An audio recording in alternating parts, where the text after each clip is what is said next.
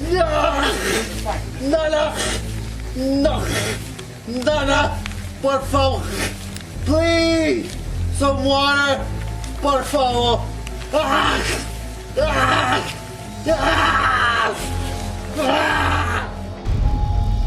Este es Carlos Ingram López. Yace en el suelo esposado, desnudo, desorientado. Suplica por agua. Grita que no puede respirar. Pero los policías lo inmovilizan con una frazada, sin atender sus pedidos de clemencia. Minutos después, Carlos deja de moverse. Nunca más se levantó del suelo de ese garage. Así como este, hay muchos más casos en la historia de la brutalidad policial estadounidense. Casos donde hombres latinos, mexicanos, inmigrantes o hijos de inmigrantes terminan muertos a manos de quienes debían protegerlos. En este video vamos a reconstruir 4 de esos crímenes. El de Carlos Ingram López, en Tucson, sofocado mientras imploraba ayuda. El de Mario Arenales González en Alameda, muerto tras ser reducido violentamente en su propio barrio. El de Antonio Zambrano Montes en Pasco, ejecutado en plena calle a plena luz del día. Y el de Sergio Hernández Guereca, un adolescente asesinado por un agente fronterizo desde el otro lado del muro. Y yo corrí para allá, pero mi hijo ya estaba muerto. Entonces usted cuando llega todavía lo encuentra ahí. Todavía estaba ahí tirado, todavía lo miré ahí tirado. Pero los policías no me dejaron bajar, no me dejaron. 4 historias que revelan un patrón siniestro, una violencia sistemática que acecha a las comunidades latinas en Estados Unidos y que sigue impune. Yo no he podido olvidar su cara. Toda la noche tuve pesadillas. La tengo en mi mente todavía, su cara cuando él murió, con su boca llena de pasto y llena de tierra porque ellos lo asfixiaron. Es terrible lo que yo vi. Como esas personas que supuestamente deben de cuidarnos acabaron con la vida de mi hijo en minutos. Que yo nunca vi a mi hijo agrediendo a nadie. Yo nunca vi a Mario robando, nunca vi a Mario haciendo nada. Entonces yo pienso que su muerte fue completamente injusta, innecesaria. Mario Arenales González tenía 26 años. Era latino. Vivía en Alameda, California, y el 19 de abril de 2021 salió de su casa algo borracho. Varios vecinos, molestos, llamaron al 911. Uno dijo que Mario estaba hablando solo en una banca. Otro afirmó que su presencia asustaba a su esposa. Uno más lo acusó, sin pruebas, de romper etiquetas de seguridad en botellas de alcohol. Minutos después, 3 oficiales llegaron al lugar: James Fisher, Cameron Leahy y Eric McKinley. Al principio, se mostraron amables con Mario. Parecían realmente haber venido a hacer su trabajo.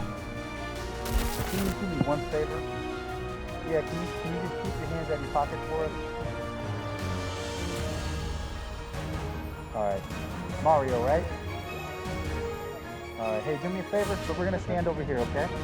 Hey, come over here. Come over here, we don't want you to fall down, okay? Pero más pronto que tarde, la situación escaló de una manera tan brutal que resulta casi ridícula. Mario empezó a resistirse. Estaba alterado, pero no portaba armas ni era una amenaza real. Era claro que no se encontraba en sus plenas facultades y que ni siquiera comprendía del todo qué estaba sucediendo. Pero los oficiales decidieron que igual, su mejor opción era derribarlo.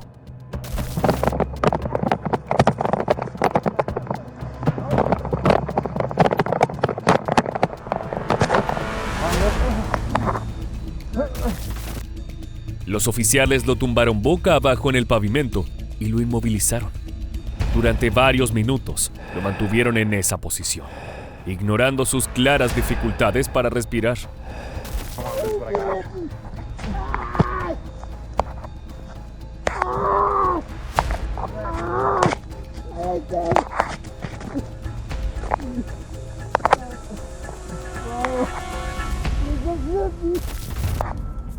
La escena quedó registrada en las cámaras corporales. Todo sucedió muy rápido. Mario pierde el conocimiento mientras los agentes siguen presionando su espalda contra el suelo. El peso y la fuerza de los oficiales fueron demasiado para él. Uno de los policías parece darse cuenta de la situación y propone colocar al sujeto en una posición menos riesgosa para sus vías respiratorias. Pero lo único que encuentra es la negativa de su compañero, a quien le importa más concretar el arresto que el bienestar del ciudadano.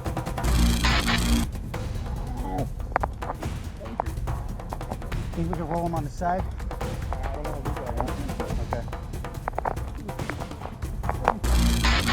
Si tan solo aquel primer oficial hubiera insistido, o si el segundo hubiera aceptado su propuesta en primer lugar, las cosas podrían haber sido diferentes.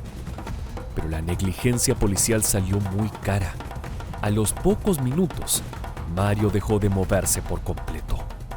Recién entonces, los agentes comenzaron a tomar su situación en serio.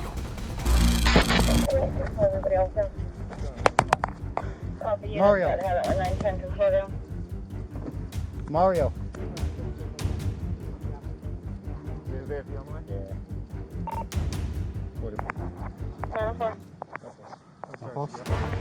Are you sure?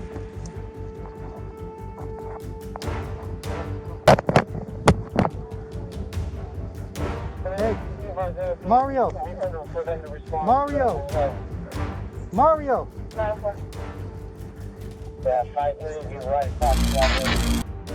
Ya era demasiado tarde. Mario estaba muerto. No había nada que pudieran hacer al respecto. Llamaron a los servicios de emergencia y lo trasladaron al hospital, pero no fueron capaces de reanimarlo. Tras su fallecimiento, la policía de Alameda emitió un comunicado vago y ambiguo. Hablaron de un altercado físico y de una emergencia médica. Omitieron mencionar que Mario había sido inmovilizado, como George Floyd, solo un día antes de que se leyera la condena contra Derek Chauvin. Los 3 oficiales fueron suspendidos con goce de sueldo, pero ninguno fue acusado penalmente. Estar borracho en la vía pública no debería ser una sentencia de muerte, pero en Estados Unidos, si eres latino y te encuentras en el lugar y el momento equivocado, una detención de la policía puede costarte la vida. Mario no estaba armado, no había cometido ningún crimen, solo necesitaba ayuda. En cambio, recibió brutalidad, recibió indiferencia, y lo que perdió fue nada menos que su vida.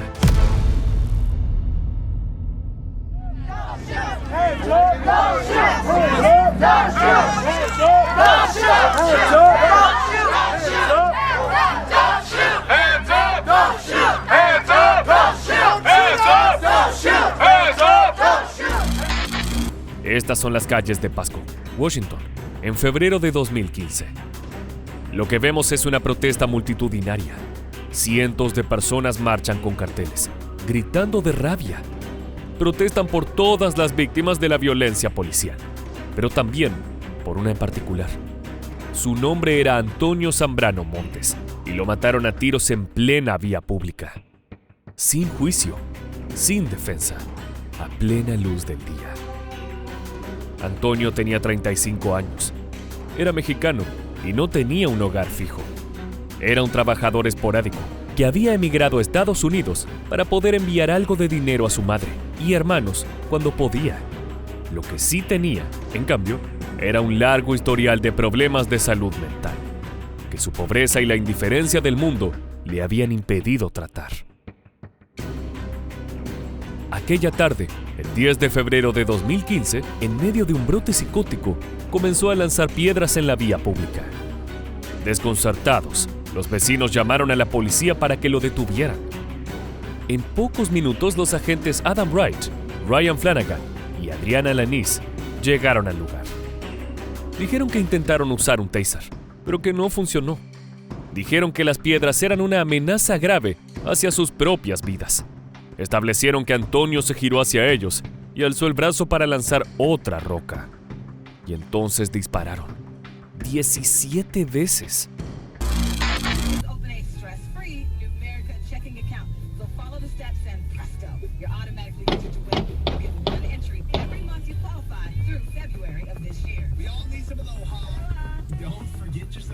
You'll automatically be entered to win a trip to paradise with you. Visit your favorite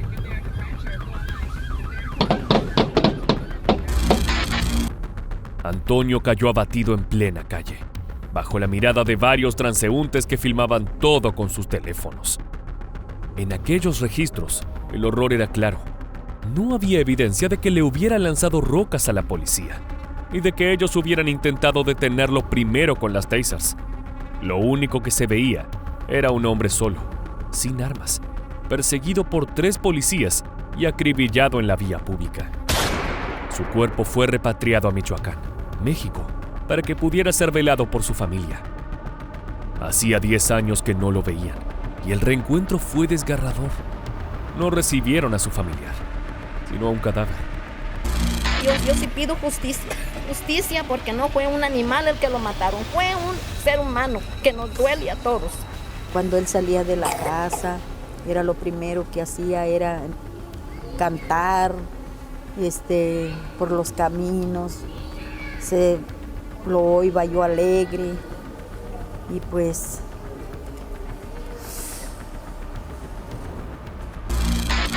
El 3 de septiembre, su familia presentó una demanda federal.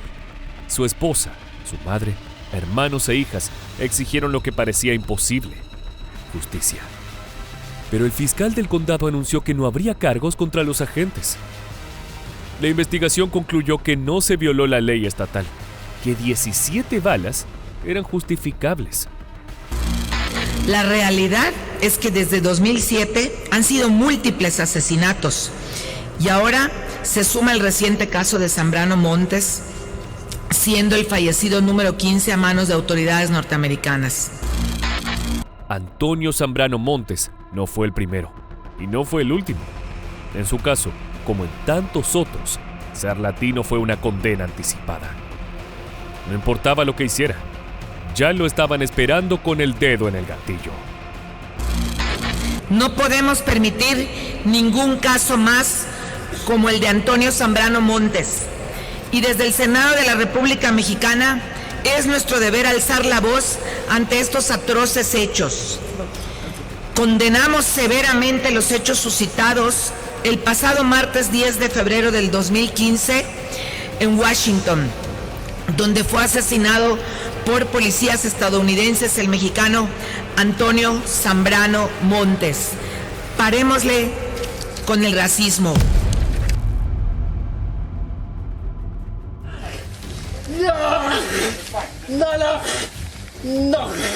Nana, por favor, please, some water, por favor.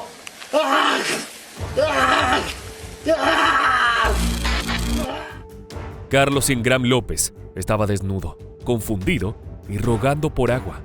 Sufría una crisis mental en la casa de su abuela en Tucson, Arizona. Y a cambio, lo que recibió fue brutalidad. Todo empezó el 21 de abril de 2020. Su abuela, preocupada por su comportamiento errático, llamó al 911. Sabía que su nieto estaba fuera de sí, que necesitaba ayuda, pero nunca imaginó que esa llamada sería una sentencia de muerte.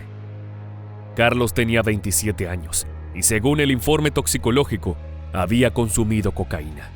La droga le provocó un episodio de delirio agitado, una condición crítica que eleva la temperatura corporal y acelera el corazón. En vez de ser atendido como un paciente en crisis, fue tratado como una amenaza. No! Get on the fucking ground! Okay! Get on the ground. Fucking ground! Just hold him. I'm sorry, get on the ground now! Get on the ground. Man, I'm sorry, dude. Die. Oh, man. Get on the ground! Get on the ground. Okay, please. Please. Get on your stomach now. Okay, please. Get on the ground. Get out of here. Okay. All right, hey. Hold his legs, hold his legs. Al llegar, los oficiales Samuel Rutledge, Ryan Starbuck y Jonathan Jackson lo encontraron escondido en la casa. Carlos estaba desorientado, sin ropa, balbuceando en inglés y en español. Tras una breve persecución, se tiró al suelo, mientras gritaba de forma desgarradora. Era obvio que estaba asustado. Era obvio que estaba pasando por una crisis mental, pero aquello no importó a la autoridad. Los agentes lo esposaron y lo sujetaron boca abajo. Carlos seguía gritando, pedía por su vida. suplicaba un trato humano una y otra vez. Los oficiales le respondieron que debía calmarse, pero jamás dejaron de hacerle presión, incluso cuando el joven logró detener sus gritos. Relax.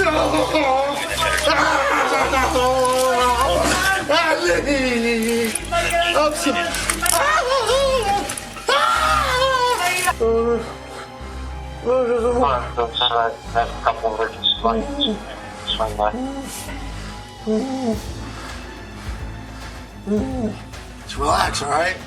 Oh, shit. Okay. What are you doing? Can I drink some water? Okay. Can I drink some water? What are you doing? El joven comenzaba a sentir los devastadores efectos cardíacos de la cocaína. Necesitaba hidratarse, necesitaba salir de la tensa situación, o su corazón no resistiría. Pero los oficiales le cubrieron la cabeza con una capucha antisaliva y le taparon el cuerpo con mantas plásticas. Su temperatura corporal alcanzaba los 38,5 grados. Su corazón ya no aguantaba más. Carlos ya estaba totalmente reducido en el suelo cuando decidieron hacer la maniobra que sería su final. No era una amenaza para los oficiales, simplemente actuaron cegados por el odio y el poder.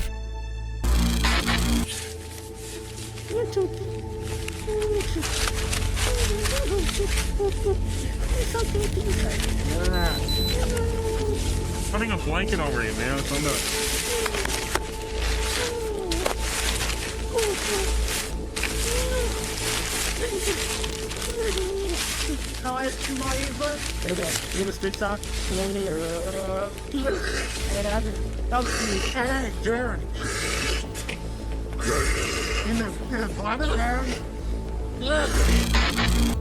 Con este acto, la calma del detenido se rompió. Comenzó a hacer sonidos escabrosos. Se estaba asfixiando. Pedía agua con voz ahogada. La suplicaba en inglés y español, pero nadie se la dio. La única respuesta que obtuvo fueron las rodillas sobre su espalda. Por favor. Please. Some water. Por favor. Ah! Ah! Ah! Ah! Ah! Ah! No. Dame agua. Mom, I'm sorry. No. Por favor. Ah! Ah!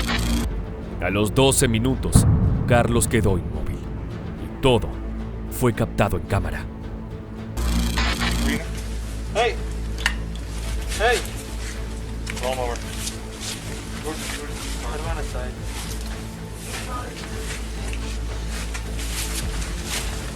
Hey! Hey! Roll. Roll quick. Hey! Hey! Los agentes intentaron reanimarlo con compresiones torácicas, pero era tarde. La ambulancia llegó varios minutos después. Carlos ya no respiraba, ni había forma de que volviera a hacerlo.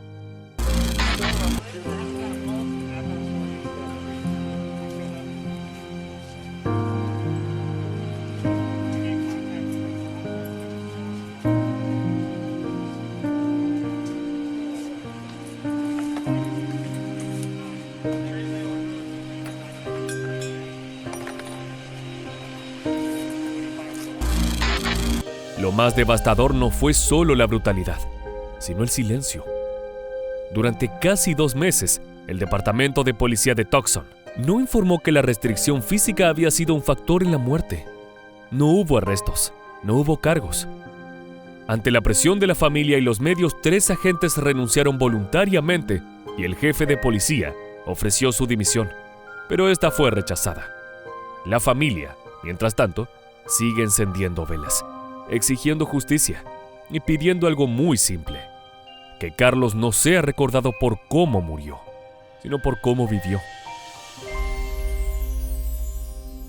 Estamos en el Puente Negro, aquí en Ciudad Juárez, en donde hace un poco más de un mes Sergio Hernández perdió la vida después de haber recibido un disparo en la cabeza. Ahora el abogado de la familia dice que finalmente ha recibido respuesta de los Estados Unidos ante el reclamo que ha hecho. Esto es un avance para iniciar la demanda civil. Sergio Adrián Hernández Guereca tenía 15 años. No portaba armas. No era un criminal. Era un adolescente que jugaba con sus amigos en el lecho seco del río Bravo, justo debajo del Puente Negro, de ese paso fronterizo oxidado que conecta El Paso, Texas, con Ciudad Juárez, México. Era el 7 de junio de 2010. En el horizonte, un agente de la patrulla fronteriza de Estados Unidos, Jesús Mesa Jr., apuntaba desde territorio estadounidense. Del otro lado, en suelo mexicano, Sergio corría. Según el oficial, alguien le había lanzado piedras. No había pruebas de que Sergio hubiese sido el responsable, pero eso no importó. El agente apretó el gatillo. Sergio se encontraba en el lado mexicano de Ciudad Juárez cuando cayó muerto en un charco de sangre. El agente disparó desde el suelo estadounidense en El Paso porque aparentemente el joven y sus amigos lo atacaban a pedradas cuando supuestamente ayudaba a cruzar la frontera a un grupo de indocumentados. Una de las balas cruzó la frontera y le atravesó la cabeza. Sergio cayó muerto del lado mexicano. Al poco rato, María Guadalupe Guereca, su madre, comenzó a preocuparse porque el adolescente no volvía a casa. Inmediatamente decidió buscarlo, primero llamando por teléfono a las casas de sus amigos y luego apersonándose en el Puente Negro. Yo marqué a la casa, marqué a tu teléfono y nada. Y luego le dije, ¿sabes qué? Algo pasa. Y yo corrí para allá, pero mi hijo ya estaba muerto. Entonces usted cuando llega todavía lo encuentra ahí. Todavía estaba ahí tirado, todavía lo miré ahí tirado. Pero los policías no me dejaron bajar, no me dejaron. Ahí empezó la tragedia, pero también la impunidad. Las autoridades mexicanas exigieron justicia y la familia Hernández Guereca presentó una demanda civil en Estados Unidos. Querían algo tan básico como lo que cualquier familia busca tras un asesinato, que el responsable rinda cuentas. Pero el caso llegó hasta la Suprema Corte estadounidense y la respuesta fue un portazo. No les importó lo brutal e injustificado que el asesinato de Sergio había sido. Pero sí, el primer balazo en la espalda. Y luego levanta la mano en vuelo donde le ponen el otro aquí y cae en el lado mexicano. Él estaba tirado en el suelo cuando el señor se pasó a tirarle, a arrebatármelo, porque no me lo dejó vivir. El máximo tribunal de Estados Unidos determinó que, como Sergio murió fuera del territorio estadounidense, su familia no tenía derecho a demandar a la gente que le disparó. No importaba que el dedo que jaló el gatillo estuviera en Texas, ni que el arma fuera estadounidense. No importaba que la bala cruzara una línea imaginaria para matar a un menor de edad. Lo único que importó fue una cuestión técnica. La cabeza de Sergio estaba en México, no en Estados Unidos. Y por eso, dijeron los jueces, no hay caso. Fuimos a la frontera con mis clientes y sentamos con ellos para ver todo el video que había. Ningún video que pueden enseñar a mis clientes enseñando que Sergio Guereca Hernández estaba tirando piedras. Pero a ver, ustedes han dicho a todo el mundo que estábamos tirando piedras. ¿Dónde están? Y no existe esa evidencia. Que sí tenemos esa evidencia, sí tenemos ese video, que el agente Mesa estaba disparando a México y matando a Sergio, un niño de 15 años que no estaba haciendo nada. El único problema es que no tenemos el derecho a ir a corte. México, a través de su Secretaría de Relaciones Exteriores, expresó su profundo rechazo, calificando el fallo como lamentable. En los hechos, la decisión valida que agentes estadounidenses puedan disparar hacia otro país sin consecuencias legales, siempre y cuando su víctima quede del lado incorrecto. ¿Qué dice eso sobre el valor de una vida? Que no podemos negarlo, que las pruebas están palpables. No, para mí es algo criminal. Estos 4 casos de diferentes años reflejan una realidad brutal que lamentablemente sigue existiendo al día de hoy. La violencia policial contra los latinos y mexicanos no es un asunto del pasado. Es una crisis que persiste en las calles de Estados Unidos. A pesar de los esfuerzos por lograr justicia, como hemos visto, las consecuencias rara vez son las adecuadas. De hecho, casos recientes como el de Jorge Gómez en Los Ángeles o las protestas tras el tiroteo de Roberto Hernández en Texas muestran que este patrón de abuso sigue sin freno. Como señala un informe reciente, más del 50% de los latinos creen que la policía usa la fuerza letal injustamente.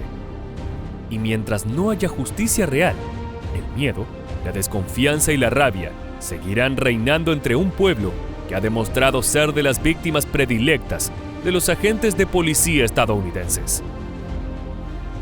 Hasta aquí el video de hoy en Mundo Bélico. Si te ha gustado este contenido, no olvides dejarnos tu like y suscribirte al canal si quieres ver más brutales relatos como este.